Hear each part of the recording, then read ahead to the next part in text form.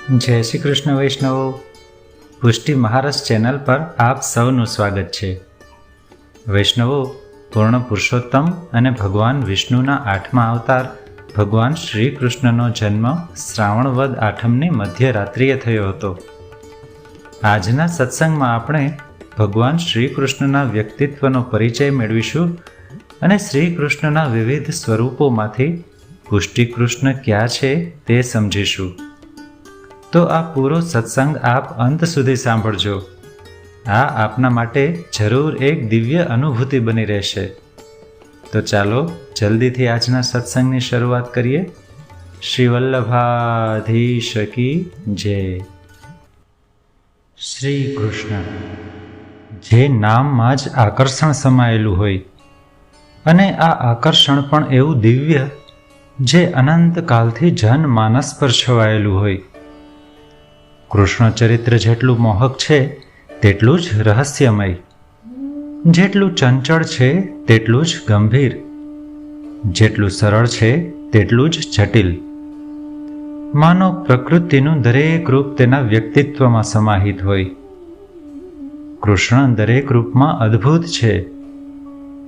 વૃંદાવનનો રાસ રમતો કાનો હોય કે મુરલી વગાડતો વગાડતો ગાયો ચરાવતો કાનો હોય, કોઈ ગોપીઓના ઘરે જઈ માખણ ચોરી કરતો કાનો હોય કે યશોદાજીને સતાવતો નટખટ કાનો હોય, મુરલી મનોહર, નંદનંદન, રાધે કૃષ્ણ હોય કે દેવકી નંદન, દ્રૌપદીના સખા કે પાંડવોના તારણહાર વાસુદેવ કે દ્વારિકાધીશ, તે રાધા અને ગોપીઓનો વિરહ પણ છે અને તેની આરાધના પણ. તે સૂરદાસજીની દ્રષ્ટિ છે તો રસખાનનું અમૃત પણ, પરંતુ પોતાના દરેક રૂપમાં પૂર્ણ અને અનંત. અર્જુન ભગવાનની સ્તુતિ કરતા કહે છે, વસુદેવ સુતમ દેવમ કંસ ચાણૂરમર્દનમ દેવકી પરમાનંદમ કૃષ્ણં વંદે જગદ્ગુરુ.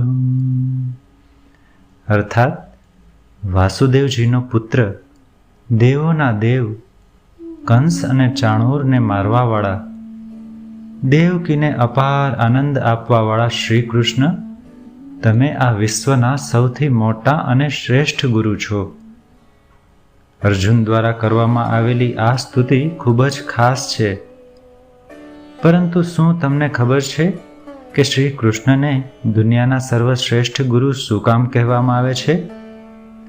તેનું મુખ્ય કારણ છે કે તેઓએ પોતાના કર્મો દ્વારા એવા એવા ઉદાહરણો આપ્યા જે દરેક વ્યક્તિ માટે પ્રેરણાદાયી છે. કુરુક્ષેત્રના યુદ્ધમાં જ્યારે અર્જુન સામે પોતાના પરિવારજનોને જોઈને શસ્ત્રો હેઠા મૂકી દે છે અને તેના ગાત્રો શિથિલ થઈ જાય છે, તેનામાં હવે યુદ્ધ કરવાનું જોશ ખતમ થઈ જાય છે, ત્યારે ભગવાન શ્રી કૃષ્ણ ગીતાના માધ્યમ દ્વારા ફક્ત અર્જુનને જ નહીં પરંતુ પૂરા સંસારને જાગૃત કરે છે અને સંદેશો આપે છે કે હે મનુષ્ય, તું ફક્ત કર્મ કર. ફક્ત કર્મ કરવું જ તારા હાથમાં છે. ફળની આશા ન રાખ, એ તું મારા પર છોડી દે. અને પોતાના વિરાટ સ્વરૂપનું દર્શન અર્જુનને કરાવે છે અને તેનામાં ફરી યુદ્ધ કરવાનો જોશ જગાવે છે. આમ ભગવાન શ્રી કૃષ્ણ આપણા બધાના મોટિવેશનલ ગુરુ છે. આવા ભગવાન શ્રી કૃષ્ણના જન્મદિનને જન્માષ્ટમીના નામથી સમગ્ર દેશભરમાં ઉજવવામાં આવે છે. મંદિરોમાં અને હવેલીઓમાં શ્રાવણ વદ આઠમની રાત્રે 12 વાગ્યે કૃષ્ણ જન્મના દર્શન થાય છે, આરતી થાય છે અને કીર્તનો ગવાય છે. ઘણા શહેરોમાં યુવાઓ દ્વારા દહીં હાંડીનો ઉત્સવ ઉજવાય છે. શ્રી કૃષ્ણ બાળપણમાં પોતાના સખાઓ સાથે જેવી રીતે ગોપીઓને ઘરે જઈ માખણ ચોરી કરતા, તેની યાદ રૂપે આ દહીં હાંડીનો ઉત્સવ ઉજવાય છે. જેમાં ઊંચે બાંધેલી માખણની મટકી ફોડવા કેટલાય યુવાનોના ગ્રુપ વચ્ચે હરીફાઈ યોજાય છે અને પછી મટકી ફોડીને સૌ ભાવિકોને પ્રસાદ વહેંચાય છે. અને નંદ ઘેર આનંદ ભયો, જય કનૈયા લાલ કી ના અવાજોથી વાતાવરણ ગુંજી ઉઠે છે. પુષ્ટિમાર્ગીય હવેલીઓમાં વધાઈઓ અને કીર્તનોની રમઝટ બોલે છે. દૂધ, દહીં, માખણ અને મિશ્રીની છોડો ઉડે છે અને આપણે અનુભવ કરી શકીએ કે ગોકુલમાં કૃષ્ણ જન્મ વખતે કેવું વાતાવરણ હશે. તો ચાલો હવે આપણે ભગવાન શ્રી કૃષ્ણનું ધરતી પર અવતરણ કેવી રીતે થયું તે કથા સાંભળીએ અને તેઓના સમગ્ર જીવન ચરિત્રનું દર્શન કરીએ અને તેમાંથી પુષ્ટિ લીલા કઈ હતી તે જાણીએ. શ્રીમદ ભાગવતના વર્ણન અનુસાર દ્વાપર યુગમાં મથુરા નગરીમાં રાજા ઉગ્રસેન રાજ કરતા હતા. તેમનો એક આતતાયી પુત્ર કંસ હતો અને કંસની બહેન દેવકી હતી. દેવકીના લગ્ન જ્યારે વસુદેવ સાથે થયા ત્યારે આકાશવાણી થઈ કે દેવકી અને વસુદેવનું 8મું સંતાન કંસના મૃત્યુનું કારણ બનશે. આ આકાશવાણીથી ગભરાયેલા કંસે દેવકી અને વસુદેવને કારાગારમાં નાખ્યા અને પોતાના પિતા રાજા ઉગ્રસેનને પણ કારાગારમાં નાખી મથુરાનો રાજા બની ગયો. તે જાણતો હતો કે તેનું મૃત્યુ દેવકીના 8મા સંતાનથી થવાનું છે, એટલે તે એક પછી એક દેવકી અને વસુદેવના દરેક સંતાનોને મારતો ગયો. હવે ભગવાન શ્રી કૃષ્ણના અવતરણનો સમય આવ્યો. શ્રાવણ વદ 8મ ને રોહિણી નક્ષત્રમાં રાત્રે 12 વાગ્યે એકદમ દિવ્ય વાતાવરણ સર્જાયું. બ્રહ્માંડમાંથી એક દિવ્ય પ્રકાશપુંજ દેવકીજીના ગર્ભમાં સ્થાપિત થયો અને ભગવાને શ્રી કૃષ્ણ સ્વરૂપે આ ધરતી પર જન્મ લીધો. બોલીએ કૃષ્ણ કનૈયા લાલ કી જય. વાસુદેવજીની બધી બેડિયા આપમેળે જ ખુલી ગઈ. કારાગૃહના દ્વાર ખુલી ગયા અને બધા સિપાહીઓ નિદ્રાધીન થઈ ગયા. વાસુદેવજીના મિત્ર નંદ જે ગોકુલમાં રહેતા તેમને ત્યાં પણ સંતાન પ્રાપ્તિ થવાની હતી, જે વસુદેવજી જાણતા હતા. એટલે પોતાના પુત્રને કંસથી બચાવવા નંદજીને ઘેર મૂકી આવવાનું તેમને યોગ્ય લાગ્યું અને એક સૂપડામાં બાલકૃષ્ણને રાખીને તે સૂપડું પોતાના માથા પર રાખીને મથુરાથી ગોકુલ જવા નીકળી પડ્યા. પણ વચમાં શ્રી યમુનાજી નદી સ્વરૂપે વહી રહ્યા હતા. તેમને પાર કરવા અનિવાર્ય હતા. ઘોર અંધારી રાત, ચારે તરફ વીજળીના ચમકારા સાથે વરસતો વરસાદ અને યમુનાજીમાં વહેતો જળપ્રવાહ. આવા બિહામણા વાતાવરણમાં પણ વસુદેવજી બાલકૃષ્ણને માથે રાખી યમુના પાર કરવા તેમાં ઉતરે છે.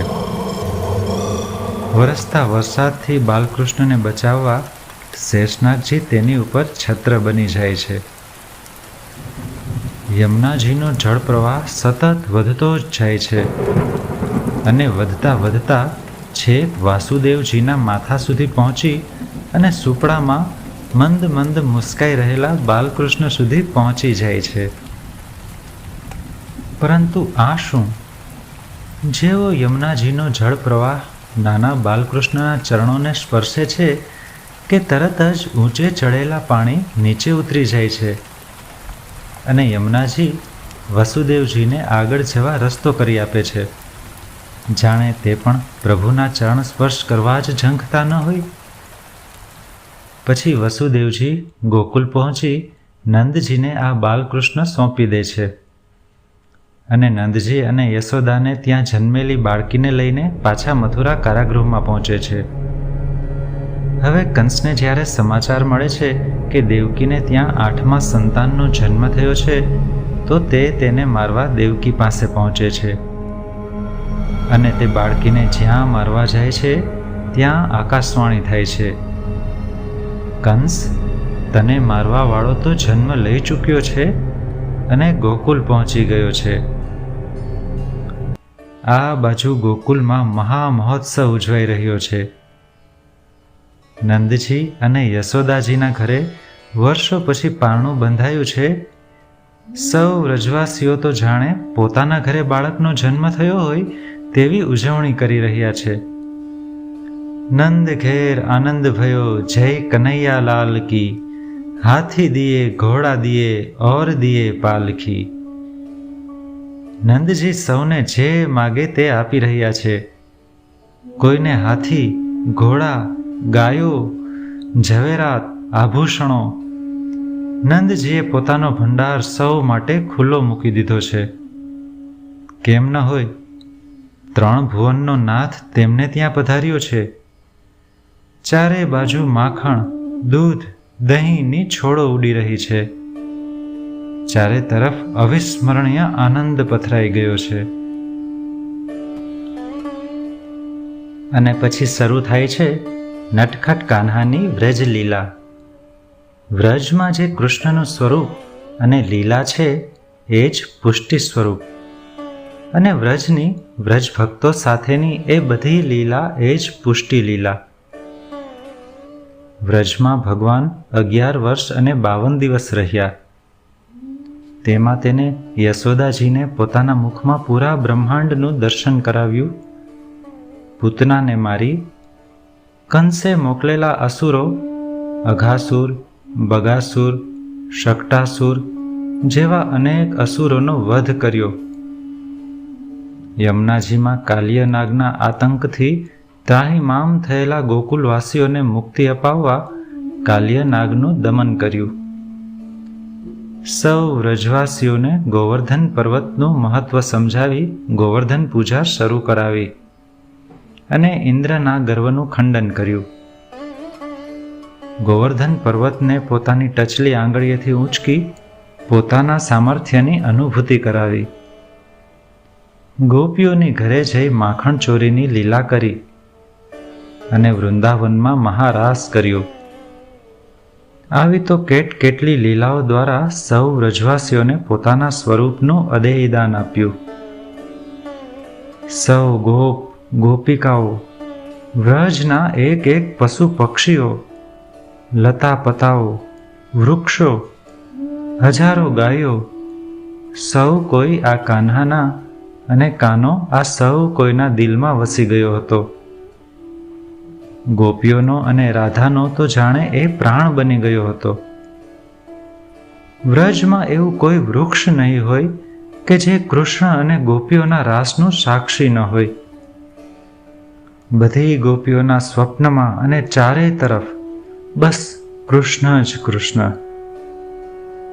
શ્રી કૃષ્ણએ વ્રજમાં જે લીલા કરી, કહેવાય છે કે તે શાશ્વત છે, નિત્ય છે. આજે પણ વ્રજમાં આ લીલાઓ ચાલી રહી છે. શ્રી મહાપ્રભુજી અને શ્રી ગુસાઈજીના અષ્ટછાપ કવિઓને આ લીલાના દર્શન થતા અને તે લીલાનું વર્ણન કરતા તેઓએ અસંખ્ય પદો અને કીર્તનો રચ્યા. આજે પણ આપણે જ્યારે તે કીર્તનોનું શ્રવણ કરીએ ત્યારે શ્રી કૃષ્ણની તે લીલાનું આબેહૂબ દર્શન થાય છે અને મન વ્રજમાં પહોંચી ભાવ વિભોર થઈ જાય છે. તો જરા વિચારો, એ લીલાના સાક્ષી વ્રજવાસીઓની શું સ્થિતિ થઈ હશે? ચારે તરફ બસ કૃષ્ણ જ કૃષ્ણ.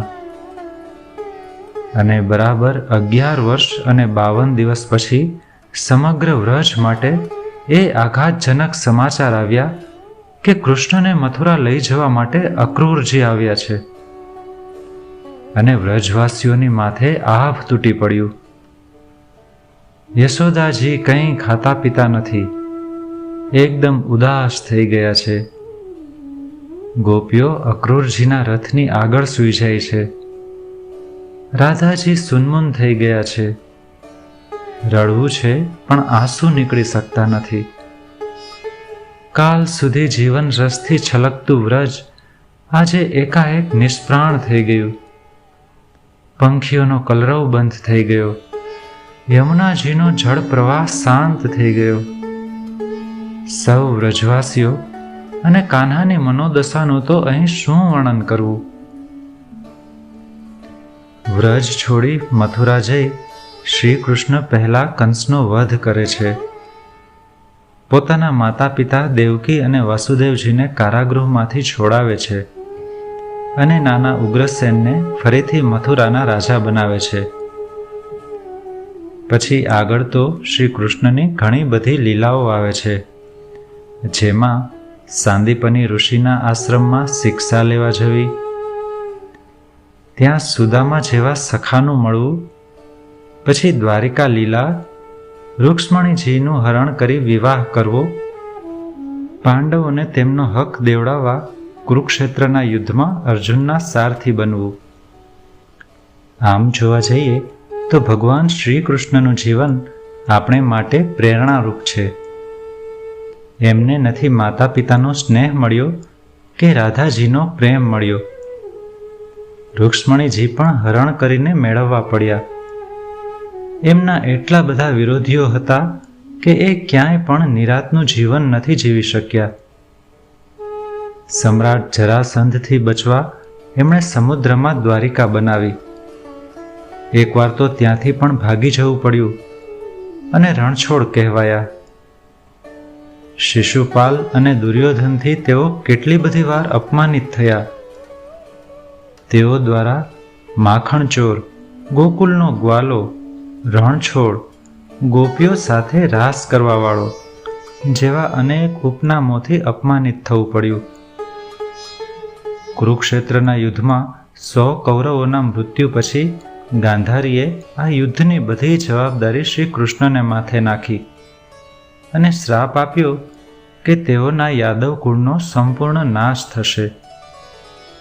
ગાંધારીના આ શ્રાપથી યાદવ સંતાનો અંદરો અંદર લડ્યા અને સમગ્ર યાદવ કુળનો નાશ થયો. ભગવાન શ્રી કૃષ્ણ આથી ખૂબ જ વ્યથિત થયા અને અંતે તેમનો પણ એક પારધીને હાથે દેહ નિર્વાણ થયો. જીવનના દરેક તબક્કે સંબંધો ગુમાવવા છતાં તેઓ દરેક મનુષ્યને કર્મ કરતા રહેવાની જ પ્રેરણા આપે છે. અને આપણે મનુષ્ય કંઈક ગુમાવીએ કે તરત નાસીપાસ થઈ જઈએ છીએ અને નિરાશ થઈ જઈએ છીએ. વૈષ્ણવો, ભગવાન શ્રી કૃષ્ણના જીવનમાંથી આપણને પ્રેરણા મળે છે કે જીવનમાં ક્યારેય પણ કંઈ ગુમાવવું પડે કે સમાજ દ્વારા અપમાનિત થવું પડે, આપણે ક્યારેય આપણા કર્મો છોડવા નહીં.